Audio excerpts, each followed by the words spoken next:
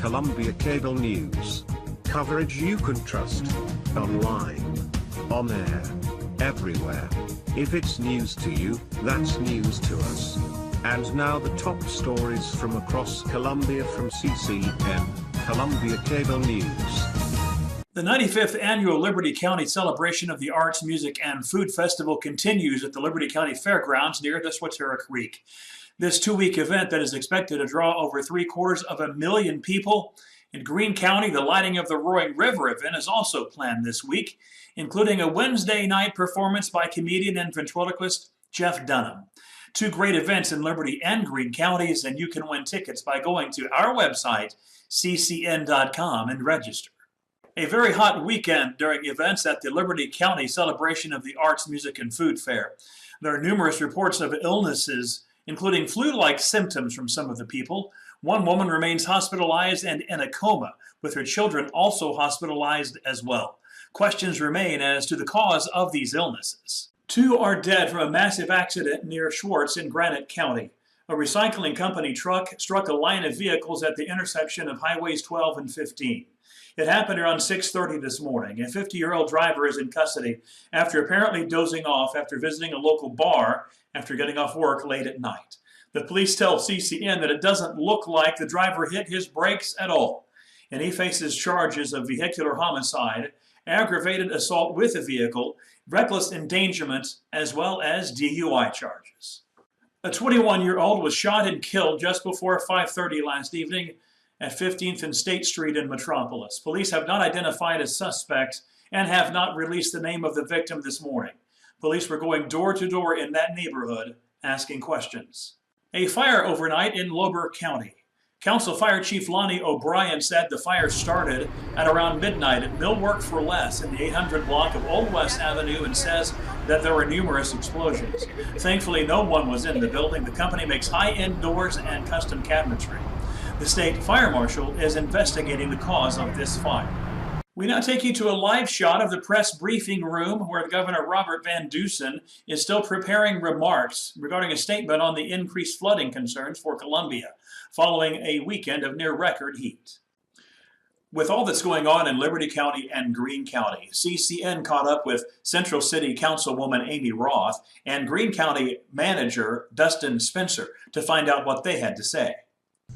We are concerned about the water pooling in the Roaring River tribal area. We're going to do everything that we can to help protect their area, protect their history, their cultures, and traditions, because we in Greene County are committed to helping and protecting every one of our citizens every single day.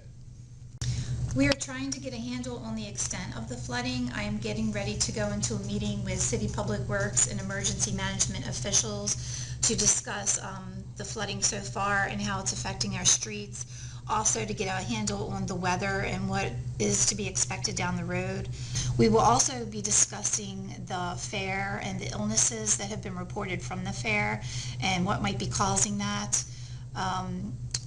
As soon as I get out of that meeting, we hope to have information to the public about possible evacuations if that is where we need to go.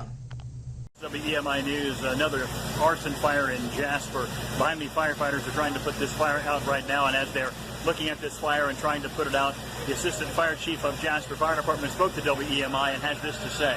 I'm Ted Horvath with the Jasper Fire Department, Deputy Chief.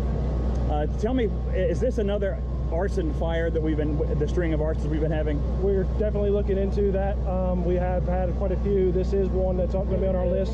Our fire marshal is going to be extensively looking into this fire here. So how does it work? Once this fire is put out, then do the investigators get busy trying to determine the cause? Yes, sir. He'll actually interview the first arriving crew that went in there, talk to them about what they saw, also what they heard, if they saw any suspicious vehicles, people in the area. And then once the fire's been put out, the fire marshal's office will go in there and do an investigation of what they think has caused the fire. So would you ask the public if they see something to go ahead and say something? Yes, sir. They can call our number for the Jasper Fire Department. We'll have it on our website. They can call there. As WEMI has been reporting, a string of arsons has been taking place in portions of Liberty County and Greene County. And because of these arsons and the fact that they are unsolved is leaving a lot of the public questioning as to the capabilities of our local fire departments. Well, as a realtor, it's kind of difficult because I'm expecting that people would find this as a welcoming place and a place where you would want to raise a family. And if you have an arsonist going around, everybody's a little skittish. Everybody's looking at each other as, I don't know if I trust you.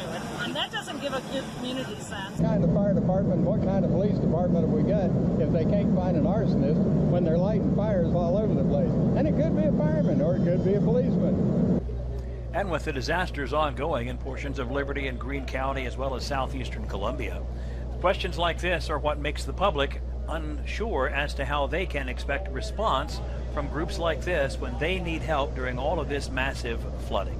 As you recall, WEMI and the Exercise Times Daily reported that there have been a string of arrests that have affected both police officers and firefighters.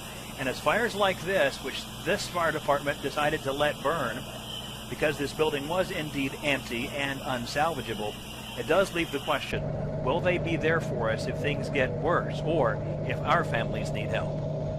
Reporting from the scene of the fire in Jasper, Columbia, Brad Huffines, WEMI News. Every time we have rain like this, we see it happen. A man was stranded on top of his SUV, caught in the rising waters from the storm. Excuse me. Eyewitness News reporter Sharon Coe live at Highway 151 and Penn Road with more on that rescue. Sharon?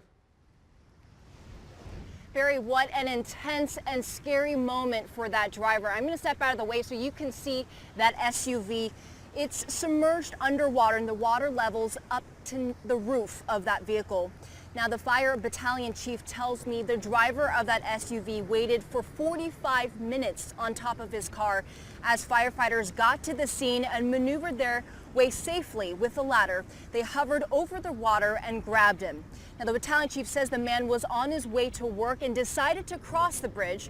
He reported that there was a foot of water already on the road, but he decided to go forward anyway. The battalion chief says that was a big mistake. So far this morning, I think we've made about 15 water rescue calls. These last two were the most dramatic.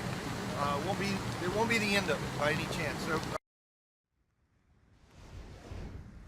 And as you can imagine, that driver is very embarrassed about what happened here and getting stuck on top of his SUV. He was taken to an ambulance and to a hospital to get checked to make sure he was okay. Barry? Sharon, now, I went out right after the show, and I know you've been on the road ever since. What else have you seen out there this morning?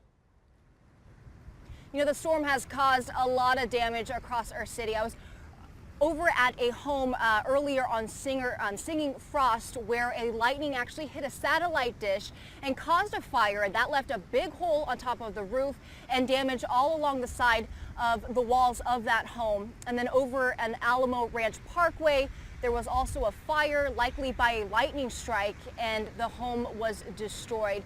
And of course, the roads have been just covered in water. And if we have learned anything today, as we do with any storm, when you're driving, please don't drown, turn around. Reporting live, Sharon Coe, KENS 5 Eyewitness News.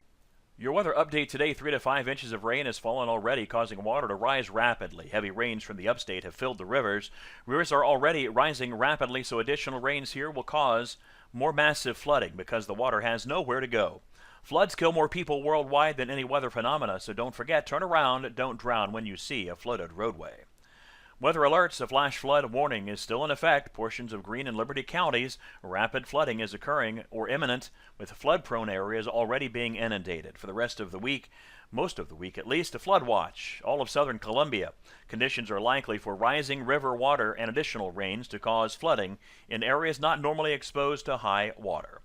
Your weather forecast today, rain likely, heavy at times, 89. Tonight, 67, showers diminishing. But then tomorrow, more heavy rains likely, a high temperature climbing up to around 90. Wednesday, more rain and thunderstorms, more heavy downpours, 88 degrees for a high Thursday. We may start the day with some severe weather with temperatures near 86 degrees. Friday, more scattered storms, and Saturday, a chance of showers. Notice the cooling weather before the end of the week and into the weekend. Thank you for watching the latest news from CCN, Columbia Cable News. Remember, if it's news to you, that's news to us. Join us online for the constant updates on CCN, Columbia Cable News.